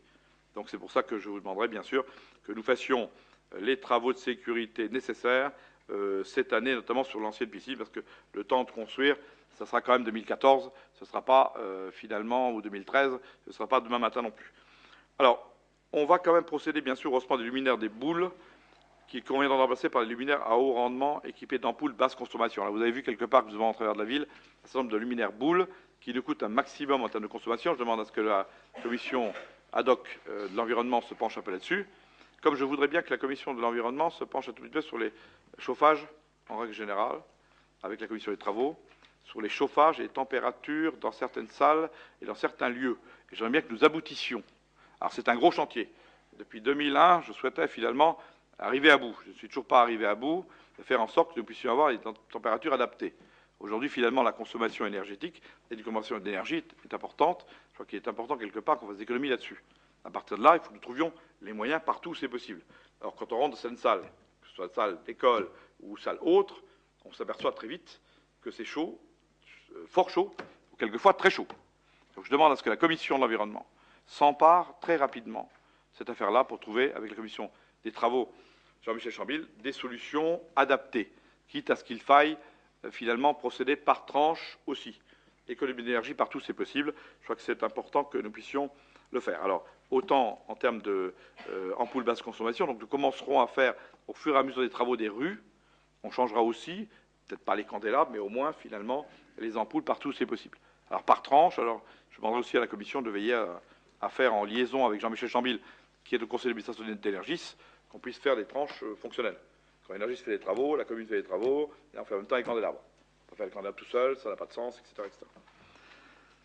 En matière de chantier d'insertion, je pense que chacun et chacune d'entre vous ont pu voir effectivement les bienfaits, à la fois en termes d'emploi, mais surtout finalement en termes de remise en état du bâti, hein, puisque ceux qui ont vu l'église de Jeanne d'Arc, l'église de Huchet, qui est en cours, la primaire Jeanne d'Arc, le Felsberg, je crois qu'il est important quelque part que nous renouvelions ces chantiers d'insertion. Donc, en cours, bien sûr, l'église de Huchet qui terminera fin avril. Mai-juin, on attaque le gymnase de la Carrière avec le ravalement. En août, le maternel Cruzem, première phase, couloir, salle de jeu, bureau, directrice. En septembre, l'Acropole avec l'aire de cérémonie et l'acrotère. Et octobre-novembre, le gymnase de Brac, plateau EPS et dojo. Et bien sûr, nous continuerons bien sûr dans les écoles, selon une liste exhaustive fournie bien sûr par la Commission, l'ensemble des travaux dans nos écoles. Je crois qu'il est important. Hein, on n'a jamais laissé tomber n'importe quels travaux dans les écoles. On continuera bien évidemment à être présent, à l'appel d'un certain nombre de choses. Alors, bien sûr, pour cet hiver rigoureux, on compte finalement la facture à 400 000 €. Voilà ce que va nous coûter finalement le salage, à peu près, de l'ensemble de nos rues pour ce secteur-là. Donc, et on ne compte pas finalement tout le personnel qu'on a mis dehors, etc. Maintenant, il y a la tempête en plus, donc je pense qu'on va aller au-delà de ça. Ce qui est important aussi, c'est que j'ai demandé très rapidement, un appel d'offres d'urgence est en cours concernant les rues Dudweiler, Cruzem, Mirabellier, Mangin, Pitet, Chemin des Brasseurs, rue d'Ypres. Et tout ça, ça va avoisiner 500 000 € en termes finalement de réfection de voirie. Alors j'ai demandé à ce qu'on fasse l'appel d'offres rapidement, parce que je pense qu'on aura un meilleur prix. Les entreprises n'ont pas de boulot, je pense qu'on aura un meilleur prix maintenant, donc l'appel d'offres sera là. Hein, sachant bien sûr que déjà, les rues Joffre, Montréal, les rues de France et la Valentin-Metzinger sont déjà le fruit finalement d'un ancien appel d'offres et attendent bien sûr que le printemps arrive, et je pense qu'il arrive, pour être bien sûr réalisé. Alors, en demande de subvention FISAC, parce que vous savez quelque part qu'en termes de commerce, nous essayons finalement de faire en sorte d'avoir toujours une attractivité commerciale et de bénéficier bien sûr de ces subventions FISAC, l'accès du parking du centre-ville, la vidéosurveillance, le giratoire ex-record et une place pour l'animation de Noël, place Saint-Nabor. Alors, nous avons décidé que les chalets donc, de Noël de 2010 seront donc tous placés sur effectivement la place Saint-Nabor, là où il y a finalement le marché. On a fait une réunion récemment sous l'égide de Yatem Sadi et Julia Betty avec les gens qui étaient là l'an dernier pour dire oui, on peut reconduire, c'est intéressant, puisque vous savez, je l'avais fait en titre expérimental. Les gens ont dit c'est intéressant, mais il serait bon qu'on soit finalement dans ce secteur-là. Donc on va finalement mettre nos chalets, une vingtaine, je crois, autour effectivement de cette place Saint-Nabor pour l'hiver 2010. Alors, bien sûr, ce budget ainsi que les budgets annexes et celui de la régie du Felsberg seront, malgré la crise, rigoureux mais surtout réalistes. On essaiera bien sûr de faire le maximum pour chacun et chacune de nos concitoyens. Je crois qu'on le fait les uns et les autres, en essayant à la fois de ne pas dépenser trop, mais de faire bien sûr les choses qui sont réelles et qui finalement sont importantes pour chacune et chacun. En tous les cas, ce qui est clair, au niveau de la sécurité, je compte sur Christian Tercy pour regarder ça de très près. Les caméras vidéosurveillance seront mises en place dans certains endroits qui sont d'ores et déjà définis comme étant finalement les endroits les plus sensibles. Et je crois qu'on a aujourd'hui, on est heureux finalement de cette mise en place parce qu'elle nous apporte quelque chose de plus, parce qu'on ne peut pas mettre l'humain partout. Ensuite, on développera bien sûr les relations qu'on a avec Fayetteville, c'est important. Vous avez dû voir dans la République Lorrain aujourd'hui nos accords avec effectivement Leipzig sur le développement économique. Je crois qu'il n'est pas inutile qu'on puisse y aller. Nous accueillerons Fayetteville. Hein, le maire de Fayetteville se déplacera pour la première fois lors du Memorial Day, donc nous accueillerons les gens de Fayetteville chez nous. Donc je crois qu'on gardera finalement cette impression sympathique d'être une ville à la fois attractive et je dirais à la fois en développement. Alors bien sûr il y aura Plastica La Moria en termes culturels, qui sera le grand événement culturel de cette année 2010. En 2011, il y aura un autre événement qui sera une grande exposition sur Tiffany. Mais ce qui est important, quelque part, c'est qu'on puisse rester à la fois une ville de patrimoine et faire en sorte, bien sûr, de faire le patrimoine. Par contre, cette année, il n'y aura pas de tranche sur l'abbatiale. Je l'ai dit, nous ferons en sorte, quelque part, de faire une pause sur l'abbatiale pour peut-être nous préoccuper d'autres secteurs qui en ont peut-être le plus besoin, et notamment du côté de la basilique. Mais ceci étant, on va essayer d'être bon sur le patrimoine en général, qu'il soit religieux ou non religieux, ce qui est important que nous puissions faire. Voilà ce que je voulais vous dire sur ce débat budgétaire. Donc, en résumé, nous ne montons pas les taxes. Nous continuons finalement à faire cette proximité qu'on nous connaît. On essaiera finalement d'avancer en termes sportifs. On a donné, Madame Modis, je crois, un beau clubhouse au rugby club. Il l'attendait depuis longtemps. Je pense que cette année, ce sera l'heure de l'Étoile Lamorienne, puisqu'ils attendent Celtic depuis longtemps. Donc nous ferons en sorte, quelque part, de leur faire plaisir cette année.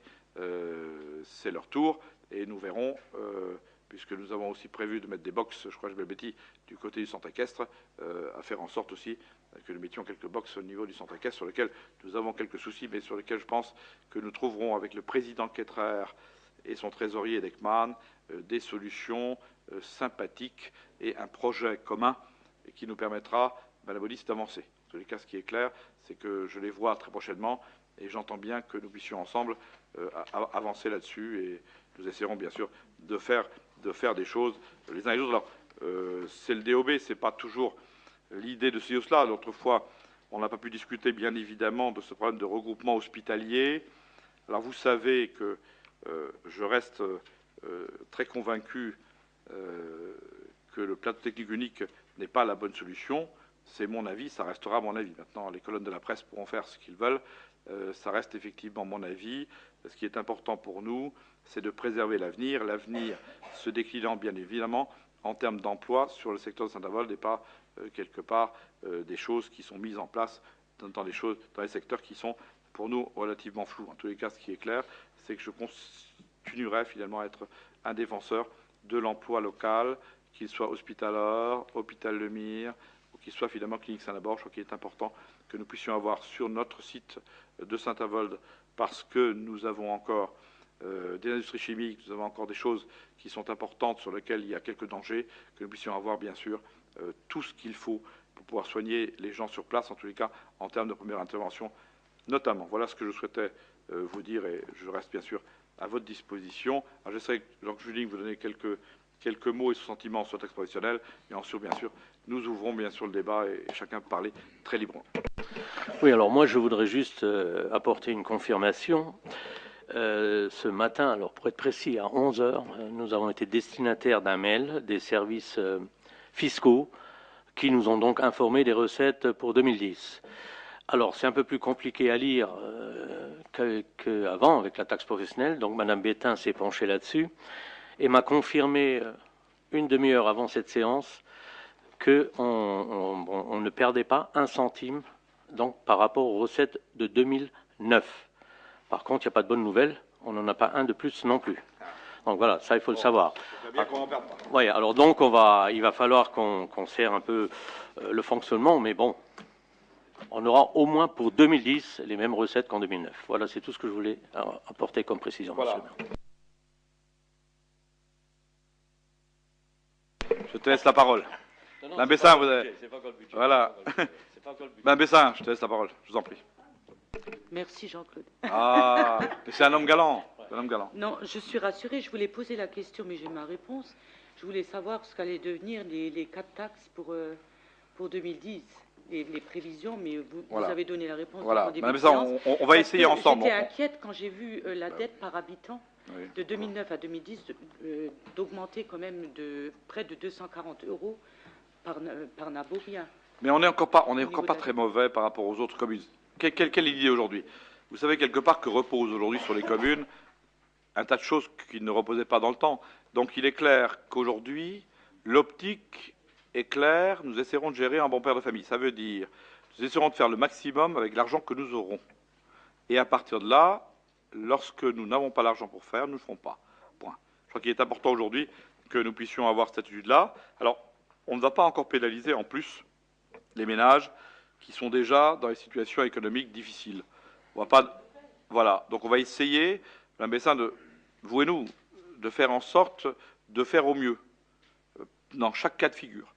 Pour ne pas d'un côté pénaliser ceux qui ont déjà du mal, mais d'un autre côté, il nous faut quand même de l'argent pour redynamiser, parce que si on ne redynamise pas, on ne donne pas finalement l'envie à nos jeunes de rester. Je crois qu'on a vraiment cet équilibre-là qui va être un équilibre difficile.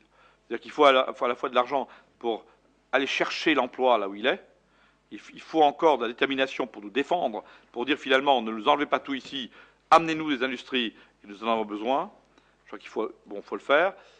Et quelque part faire attention pour des ménages, parce que déjà sur les charges locatives c'est difficile, sur tout ce qu'on connaît c'est pas facile, donc il ne faut pas qu'on rajoute encore des problématiques, surtout que dans toutes les idées qui sont les idées globales de communes, intercommunalité, etc., si chaque fois on rajoute une couche et que c'est le même qui paye, je crois qu'il faut toujours faire attention à cela, et ça je vous rejoins en disant faisons attention à ce que quelque part on ne demande pas trop aux contribuables, mais faisons attention aussi de ne pas faire tout et n'importe quoi. Et il est clair qu'on limitera aussi un certain nombre de choses même si on maintiendra la fête de la piscine, même si on maintiendra les choses, il y a des choses qu'on ne fera plus, parce que quelque part, je préfère que nous gardions l'argent pour autre chose, mais ça, je vous le dirai au fur et à mesure dans le cadre du budget, pour dire ce qu'on fera et ce qu'on ne fera pas, en fonction effectivement de l'argent qui existe.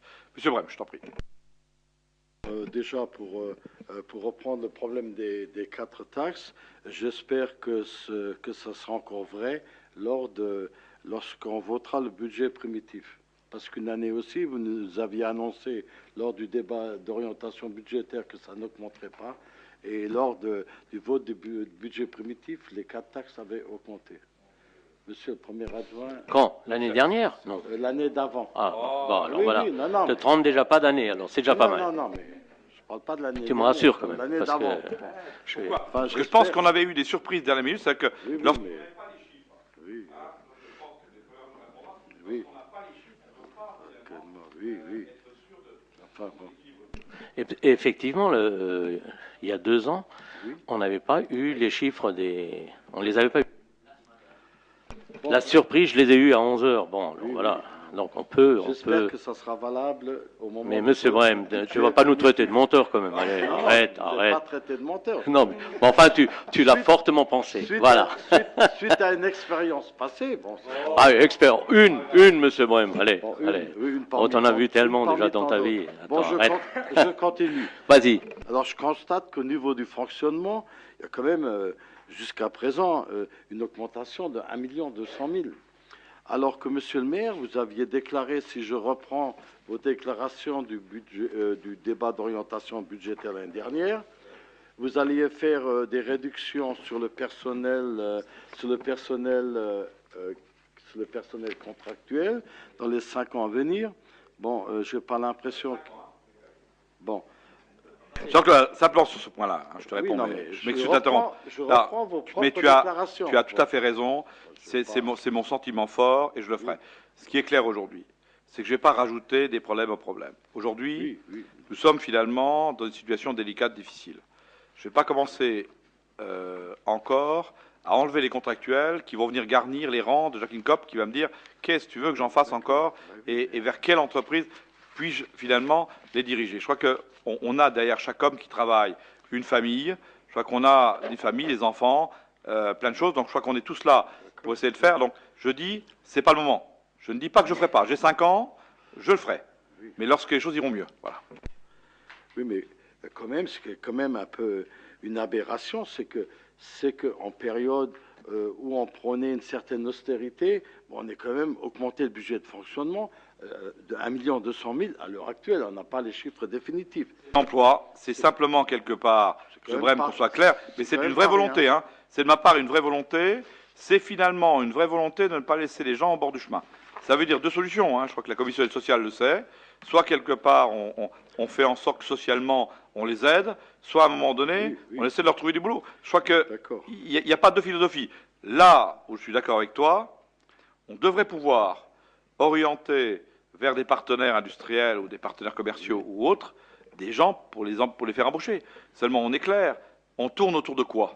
On tourne, et tu le vois bien, parce que hein, toi comme moi, tu sais comment que ça se gère.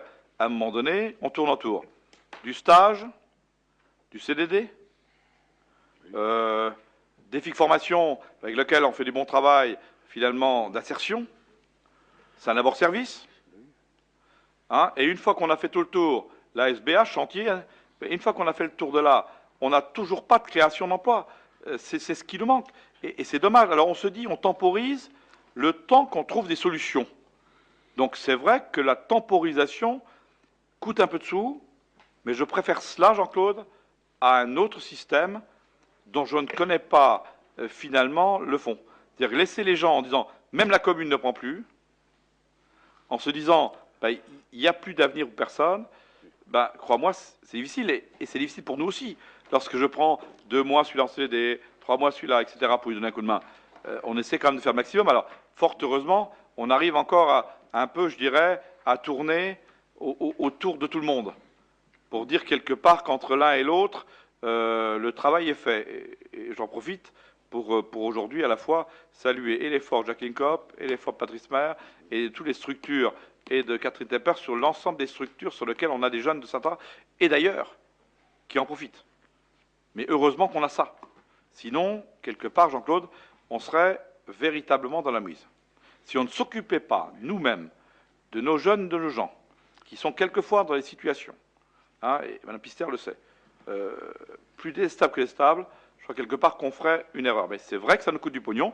Encore faut-il que les gens le sachent, et c'est bien que tu le dises, parce que l'effort qui est fait par la collectivité, c'est pour ces gens-là, et c'est pas pour autre chose, mais encore faut-il bien sûr qu'ils le sachent, et pas qu'ils dénigrent effectivement les collectivités qui font des efforts pour finalement garder l'emploi local. Mais je suis d'accord avec toi en disant que c'est pas tout à fait normal que nous devenions quelque part, avec Hospitalor et d'autres, les premiers employeurs. Oui, on n'a pas à se substituer aux carences de l'État. On n'a pas à se substituer aux carences de l'État.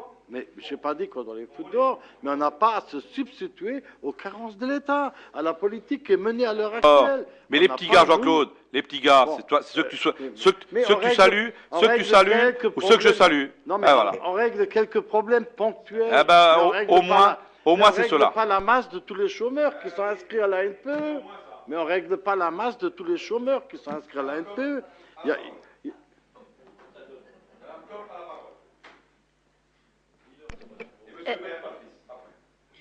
Moi, je voudrais dire que dans tout ce qu'on peut faire, c'est sûr qu'on n'a pas à se substituer à l'État, mais je rejoins ce que dit Monsieur le maire. Si on ne se substitue pas, si on ne prend pas nos responsabilités face aux problèmes que peuvent rencontrer les gens, personne ne le fera. Si on attend l'État, on ne peut quand même pas se contenter de dire c'est du rôle de l'État, il ne le fait pas, et on laisse tout le monde au bord du chemin. Ce n'est absolument pas possible. Je veux dire, aujourd'hui, Pôle emploi est de droit privé. Ce n'est plus l'État. Ici, elle est conseillère municipale. Et ici, je suis... Oui, entre guillemets. Mais je vous donne... Mais, Monsieur Brem, je vous donne des exemples parce que ce discours, j'y suis habituée. On a un pôle emploi, une annexe à Folquemont, à Morange, à Homboureau. Je veux dire, toutes les collectivités peuvent me dire ce n'est pas du rôle de l'État, mais c'est la collectivité qui fait l'effort pour la délivrance du service, de mettre des services à disposition des demandeurs d'emploi. Mais on peut se contenter du discours. Hein?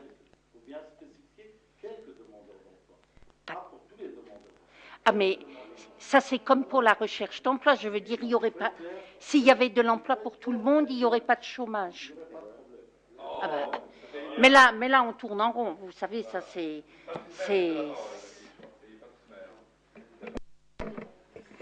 Oui, moi, je veux simplement dire que les gens qui ont besoin de travail, on les a en face de nous, quoi, tous les jours. Donc, au-delà de ce qu'on peut attendre de l'État, quand les gens ils ont faim en face de nous, faut qu'on trouve des solutions, quoi. Donc c'est vrai que la synergie qu'on a à la fois avec Jacqueline et puis des structures comme Sonabord Service font qu'à un moment ou à un autre, on arrive à trouver des solutions, même si c'est précaire, on trouve des solutions qui permettent peut-être à des gens de raccrocher le wagon ou le train sur lequel ils n'auraient jamais pu aller si ça n'existait pas, quoi. Voilà.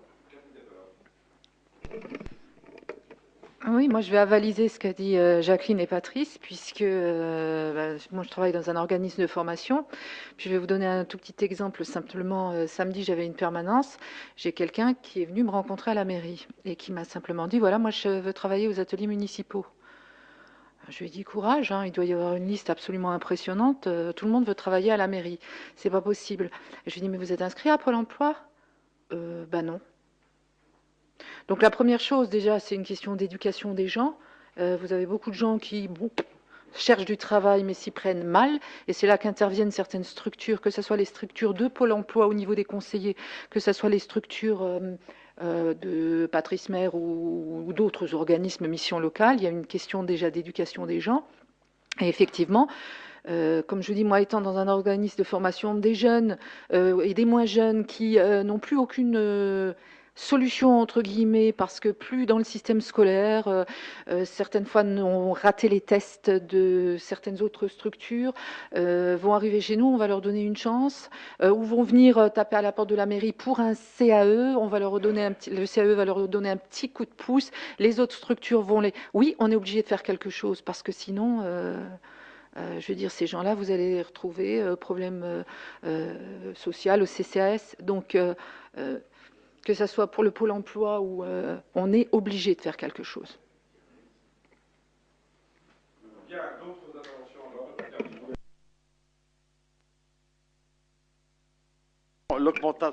alors l'augmentation de la dette, hein, bon, je pense que cette augmentation-là, elle ira en augmentant. Non, de l'encours de la dette par habitant. Bon, on a quand même augmenté de plus de 200 €, hein, d'une année sur l'autre. Bon, c'est lié, je pense, à l'achat du parking, de ce fameux parking. Oui, c'est ça qui a... Non, mais soyons clairs. Hein, bon, c'est ce qui a engendré l'augmentation de la dette. Bon, après, en matière d'investissement, bon, à part des travaux courants, on ne voit pas grand-chose. Alors, justement, oui, non, mais en parlant justement d'entreprise, en parlant d'implantation d'entreprise, je vous cite, monsieur le maire, l'année dernière, vous aviez dit que, bon, Saint-Avold doit rester, le centre-ville doit rester une priorité pour permettre de conserver son attractivité. Bon, en matière d'attractivité, je vous signale quand même que la ville a perdu 304 habitants d'un recensement sur l'autre. C'est pas rien. Je pense que ce n'est pas un phénomène conjoncturel, mais ça va être un phénomène structurel dans les années à venir. Et ça, malheureusement, ça risque d'être comme ça. Je dis bien malheureusement, ça risque d'être comme ça. Le DOB va faire là-dessus. Qu'est-ce que le DOB va faire? C'est lié. Sur... Mais non, c'est pas lié. Moins d'attractivité. Bon, en matière moins d'habitants, moins de boulot. Moins de boulot, moins d'habitants. Voilà le problème. Pas l'attractivité. Le boulot. Si demain il y a 3000 habitants qui partent, en matière de recettes, ça fera des recettes en moins. On est bien d'accord là-dessus. Pas grand-chose, finalement, parce que c'est pas de là qu'on a l'essentiel des recettes. C'est bien que c'est la TP qui nous amène ces recettes. Vous aviez dit dans le même temps, bon, vous indiquez par ailleurs avoir de nombreuses demandes d'entreprises qui souhaitent s'implanter sur la ville, notamment Route du Puy. Secteur dont la réfection de la voirie devrait être envisagée rapidement. Bon, est-ce qu'on a des entreprises à l'heure actuelle qui veulent s'implanter là-bas? Ce qui est clair. Alors, depuis un an, je n'ai pas vu. Alors, toi non, parce que quelque part, finalement, tu n'es pas dans le secret des dieux. Mais ce qui est important de dire aujourd'hui, c'est que sur le secteur Route du Puy, nous avons effectivement des entreprises intéressantes à mettre en place. On est en train de finaliser un certain nombre de choses, et il est clair que ça va se faire. Maintenant, il est clair qu'on ne va pas mettre Route du Puy n'importe quelle entreprise, sachant qu'on a la coquerie à côté qui va constituer une friche. Il faut qu'il y ait une certaine, je dirais, hiérarchie des choses. Mais il est clair qu'aujourd'hui, en ce qui concerne le centre-ville, ça reste une priorité. En tous les cas, je pense que ce qui a été fait près de la synagogue est démonstratif. On n'oublie pas le centre-ville, parce qu'aujourd'hui, près de cette synagogue, quelque part où tu as vu sans doute quelque part, je dirais, des pales planches qui sont là, et lorsque tout ça sera enlevé, ben, tu verras à la fois fleurir des commerces, etc., dans les secteurs relativement nouveaux. D'autres secteurs sont... Alors, dis-moi.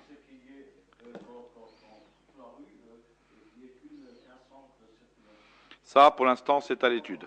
Mais ce qui est clair, en termes commercial, on s'est occupé à côté de la synagogue. On va sans doute démarrer enfin du côté, je dirais, de la rue Mangin, près de l'école Ronde. On va s'occuper de ce qui se passe sur tout le cinéma ancien Scala, parce que ça c'est important. Et on va quand même démarrer un certain nombre de choses, côté pavillon Mélin et autres. Donc on ne peut pas dire que ce que j'ai dit l'année dernière n'est pas une réalité aujourd'hui. Même si tu sais bien, Jean-Claude, que les choses ne se passent pas sur un claquement de doigts, mais bien sûr sur la venue d'investisseurs qui ont envie de s'implanter ici et là, etc. etc. Voilà. Leur vie et courage, bien sûr. Mais l'attractivité de la ville reste intacte, l'attractivité commerciale reste intacte, et nous développons finalement le commerce partout où c'est possible, y compris bien sûr dans les endroits que tu as vus, où le garage Falaire s'implante, tu vois les choses qui se montent, d'autres commerces vont suivre, on va avoir des secteurs qui sont là et qui le font. On a déjà, ou on va signer dans les jours prochains, des choses concernant les 2 bâtiments en dessous de l'hôtel Campanile. Tu verras bien qu'il y a des choses qui avancent, et qui avancent malgré la crise, et qui avancent bien. Voilà. Je vais répondre à monsieur Brem, oui, et je vous passerai la parole après, madame. En ce qui concerne la dette, monsieur Brem, je voudrais quand même te signaler qu'en 2001, en 2010, notre dette ne sera pas supérieure à celle de 2001, et avec moins d'habitants, puisque tu viens de le signaler. Donc, on n'est pas si mauvais que ça, en matière d'emprunt. Bah oui, et sans emprunt, tu sais très bien qu'on ne peut pas travailler. Voilà, mais non, mais je voulais juste répondre à ça. Mais non, mais ça, c'est un faux débat que tu... Bon, tu es déjà passionné, alors on va s'amuser au budget. Mais oui, mais on est là pour ça, d'ailleurs. Ça me fera un plaisir de débattre avec toi, mon cher. Voilà, madame Tironi-Joubert. Je voulais savoir si on a provisionné des sommes pour le commissariat dont on parlait, si finalement il y a des choses qui sont prévues ou pas.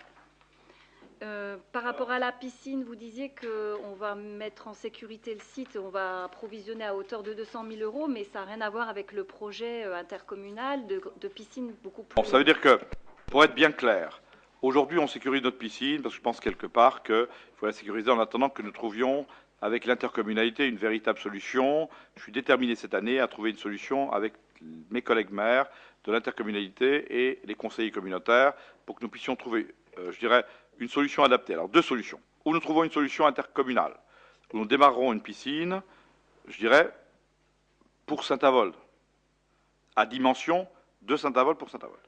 Voilà ce qui est finalement prévu au programme. Je pense, quelque part, que nous trouverons une vraie solution afin que nous puissions démarrer quelque chose en matière de piscine. Ensuite, bien sûr, la problématique du commissariat.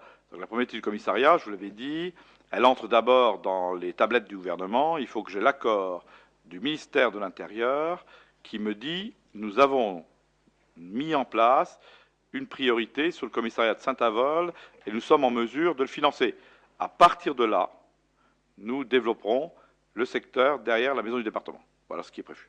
Mais d'abord, il me faut cet accord de Brice-Hortefeux pour dire « J'ai inscrit le commissariat en position... voilà, au niveau de l'État. Si je n'ai pas ça, je ne peux rien démarrer au niveau du commissariat.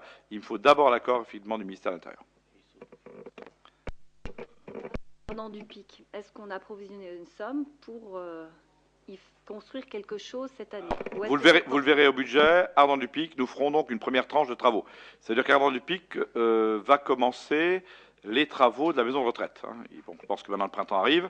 Maison de retraite qui devrait terminer quelque part en printemps 2011. Donc nous, on va donc faire un budget annexe qu'on vous proposera sur une portion de voirie qui ira à peu près du rond-point hospitalier actuel jusqu'à la maison de retraite, qui sera la première tranche.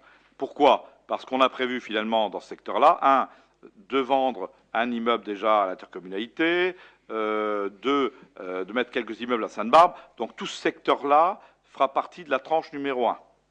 Et après, on fera finalement les tranches numéro 2 et voire numéro 3. Donc c'est prévu au budget de cette année, la voirie provisoire de l'ensemble du site, le temps finalement de faire les réfections, puisque on fera d'abord la voirie provisoire, puisqu'il est clair que l'ensemble, bien sûr, des constructeurs devront démarrer la réhabilitation des bâtiments, etc. etc. Voilà. Vous disiez qu'il convenait aussi de faire un rond-point donc près de l'ancien record. Est-ce que vous avez la certitude que le match va venir s'implanter, vu qu'on a eu le projet Intermarché qui a été refusé? Deux choses. Alors, première chose, sur le projet Intermarché, j'ai rencontré donc Pierre Mars, qui est le directeur d'Intermarché ce matin. Un nouveau projet sera donc redéposé, sans doute plus conforme aux attentes de la Commission. Donc, un nouveau projet Intermarché sera donc déposé d'ici le premier semestre de façon à ce que nous puissions continuer. Ensuite, sur le giratoire qui concerne le match, il est bien clair que nous avons eu, Jean-Michel Chambil d'ailleurs et Jean-Claude Schutting ont eu une réunion en sous-préfecture sur le permis match, compte tenu finalement des impacts de la Rosselle, etc. Il est bien clair qu'il y a à la fois la détermination de match de le faire, puisque le permis est chez nous, et quelque part, je signerai bien évidemment, ou Jean-Michel Chambil, je ne sais pas qui sera là, le permis match, de façon à ce qu'il se réalise. En tous les cas, il est clair que match, c'est bien clair, ça se réalisera à cet endroit, et nous ferons bien évidemment, nous, ce giratoire pour plusieurs raisons. La première raison, c'est bien sûr, d'abord, une raison de sécurité, rue Altmeyer, ça roule trop vite, il est intéressant quelque part qu'on freine un peu ça. Ensuite, avec les constructions qui se passent maintenant en verrerie et qui ont eu lieu, il est important que les gens puissent sortir. Donc là aussi, le giratoire est intéressant au niveau sécurité. Et ensuite, bien sûr, alimenter la zone commerciale qui sera mise en place à cet endroit-là. Voilà les trois raisons pour lesquelles nous débuterons ce giratoire en verrerie, rue Altmeyer. Marc, vous disiez que vous souhaitiez que tout ce qui soit candélabre soit changé. Boules. Les boules. Les vieilles boules, là, oui. Il serait intéressant de prendre en considération la hauteur des luminaires, parce que dans certaines rues, en fait, à part illuminer les petits oiseaux, enfin les chouettes... Ça, c'est mignon, c'est développement durable, ça. C'est Borloo, ça. Les piétons, eux, ils ne sont pas plus éclairés parce qu'en fait, elles sont placées à une hauteur qui est beaucoup trop importante. Elles empêchent certains riverains de dormir à certains endroits. Je ne parle pas du quartier où j'habite, je parle d'autres quartiers parce qu'on en a fait la remarque. Et lorsque vous disiez que ce serait intéressant de faire un audit aussi en termes de consommation de chauffage dans les bâtiments communaux, il serait intéressant aussi de faire un audit en termes d'impression par rapport à l'utilisation du papier, à certaines choses, parce qu'en termes d'écologie, je crois qu'il faut quand même qu'on respecte un peu ce que le Grenelle de l'environnement préconise, à savoir faire des économies en termes de papier, en consommation d'électricité, etc., de chauffage. Donc ce serait bien qu'il y ait vraiment une vraie politique et que donc ça apparaisse plus clairement dans le débat d'orientation. Oui, je pense que ça relève d'une vraie volonté et que ça soit dans tous les domaines. Je pense que la vraie politique, M. Joubert, c'est celle effectivement des petits pas. La politique des petits pas, c'est celle qui nous fait faire des économies tranquillement les uns après les autres. Je crois qu'on a des vraies économies à réaliser sur la consommation des candélabres. Nous avons demandé à Energis de nous faire le volet de tous les candélabres qui consomment beaucoup d'énergie.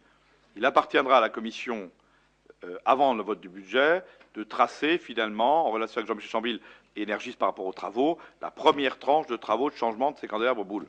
Ensuite, bien sûr, je pense que ce chauffage, nous avons des économies à réaliser. À partir de là, ce sera notre priorité. Ensuite, on verra si l'histoire de papier. Et je crois que là où on a le plus à gagner, c'est sur le chauffage et sur finalement la consommation électrique de nos candélabres. Je crois que ça, c'est des choses qui sont notables. Ça, c'est des économies qui vont demain pouvoir aller aux associations ou ailleurs, mais c'est vraiment de vraies économies. Claude. En matière d'économie d'énergie, on a quand même missionné un cabinet pour faire une étude. Je signale quand même qu'on a missionné un cabinet qui est financé une bonne partie par le Conseil régional pour faire des études d'économie d'énergie. Bon, il faudrait qu'on ait un retour, parce que jusqu'à présent, on n'a toujours pas eu de retour de ce... Normalement, vous devez avoir des documents qui sont en termes d'études. Moi, je suis très transparent sur la problématique des études. Il est clair, quelque part, que vous devez avoir les documents dès l'instant où ils sont finalisés. Vous pouvez les voir et les consulter, pour que finalement on avance là-dessus. En ce qui concerne l'étude qui a été confiée à un cabinet qui est le cabinet Anetam, l'étude est en cours. Une première phase était de passer dans tous les bâtiments qui ont été retenus. Donc tous les bâtiments n'ont pas été retenus. Pourquoi ils n'ont pas été retenus? Parce qu'il faut faire un programme. On a retenu les bâtiments principaux. Quelques bâtiments. Voilà, donc le cabinet est venu, avec les services techniques, on fait le tour des bâtiments pour collecter toutes les infos nécessaires à continuer l'étude. Donc, si tu as vu dans les groupes de travail qu'on a eus, l'étude a été annoncée sur 6 mois. Ça dure 6 mois. Donc, on en est à peu près à la moitié. Dans 3 mois, on aura les résultats, s'ils tiennent les délais. Ce qui est clair, simplement dire à M. Joubert et te dire à toi que nous allons dans le bon sens. Je préfère finalement des choses phasées et des choses très concrètes. Je voudrais quelque part que nous finalisions les candélabres boules avant la fin de l'année et que nous puissions faire des efforts en matière de chauffage avant la fin de l'année, de façon à ce que ce soit des économies notables. En tout cas, je demande à René Steiner de se pencher avec Jean-Michel Chambille sur les affaires-là, de façon à ce qu'on y arrive petitement, progressivement. On ne peut pas tout bouleverser, mais je crois que les économies de petits pas sont, à mon sens, la solution pour nous. Madame Joubert, vous souhaitez parler?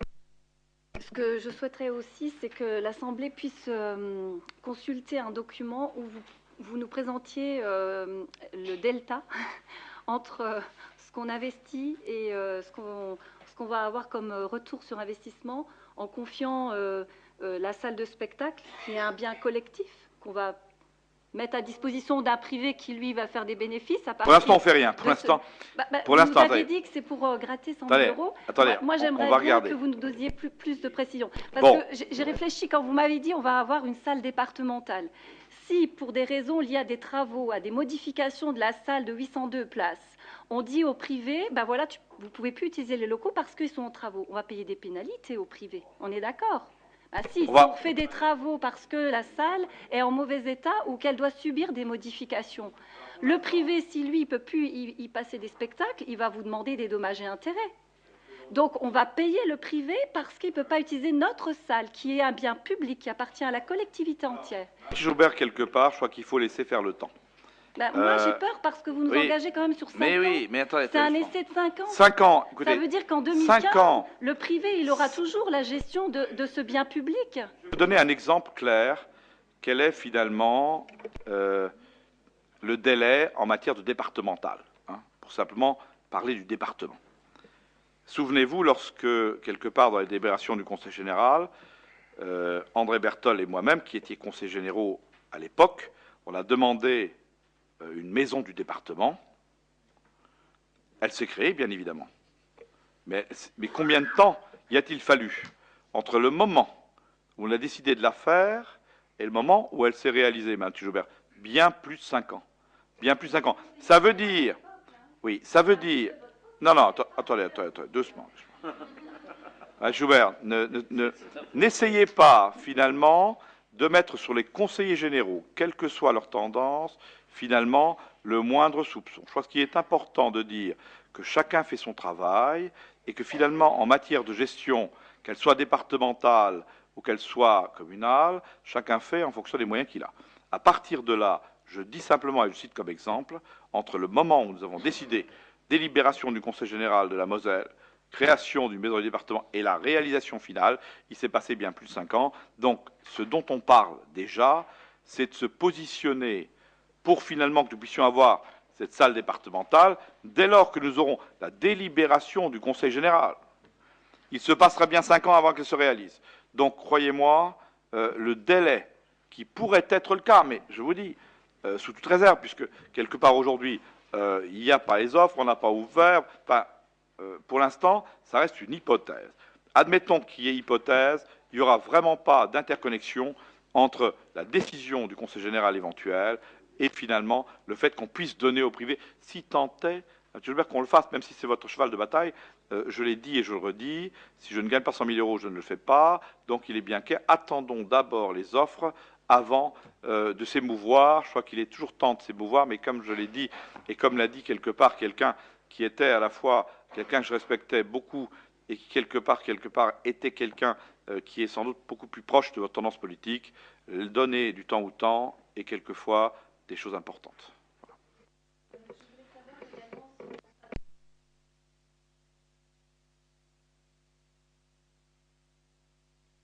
Mais bien sûr, ça veut dire que... Attendez. Arrêtez de faire croire que quelque part on cache des choses. Nous sommes là, tous ensemble. Nous sommes. Il n'existait pas. Ben, il n'existait pas, on va le faire. Nous sommes. Ben oui, parce que si, avant. L'année dernière, vous l'avez eu. C'était. 2009, il existait. Bien sûr, l'année dernière, vous l'avez eu. Non. 2009, il existait. Ce qui est clair, c'est qu'avant, c'était Office de tourisme. On l'a repris. Il nous apportera de dire si finalement on a bien fait de le reprendre ou quelque part on n'a pas bien fait de le reprendre. Mais il est clair que vous, destinataire de ce que vous voulez, à partir de là, les commissions, je souhaite effectivement qu'elles travaillent assidûment sur les domaines qui sont les leurs. Et si quelque part, il faut qu'on fasse un rendu global sur ce qui se passe et ce qui est important, on le fera ici je dirais en conseil municipal, ça pose aucun problème. L'essentiel, c'est que nous travaillions ensemble et dans le même sens pour finalement nos citoyens et concitoyens. Monsieur Lang. Oui, vous dites que les commissions travaillent. Je souhaiterais profiter de l'occasion pour formuler une demande, parce qu'en fait, les membres de la commission de travaux, malheureusement, ne sont pas invités à toutes les réunions de chantier. Par exemple, nous ne sommes pas invités aux réunions de chantier liaison Coracac, rue Mélusine, etc. La seule réunion de chantier auquel nous sommes conviés aujourd'hui, c'est la rue Desjoncs et la rue où habite Madame Bessin. Écoutez, il y a des chantiers qui sont réalisés par Énergis. Donc, la ville accompagne ces chantiers au jour d'aujourd'hui. Oui, nous mais ne sommes pas quand invités à ces réunions. vous serez invité à Mélusine quand la ville démarrera le programme voirie. Ouais. Chantier Cora, pour l'instant, c'est quasiment terminé. La voirie est faite. On n'a jamais été invité. Chantier Cora, c'était un chantier Énergis. Liaison Cora, centre-ville, il y a une partie ville. Moi, j'y étais en tant qu'administrateur. Non, la rénovation voirie était un chantier ville sur cette liaison. On n'a pas été invité. Ce qui est clair, la règle est claire. Chantier Énergis, commission de travaux Énergis, chantier ville, commission de travaux ville. Voilà. Je réaffirme effectivement cette chose. D'autres questions? Pas d'autres questions, mesdames, messieurs. Je vous remercie à la fois de votre assiduité et vous remercie bien sûr de travailler dans le même sens et pour la ville. Merci à toutes et à tous.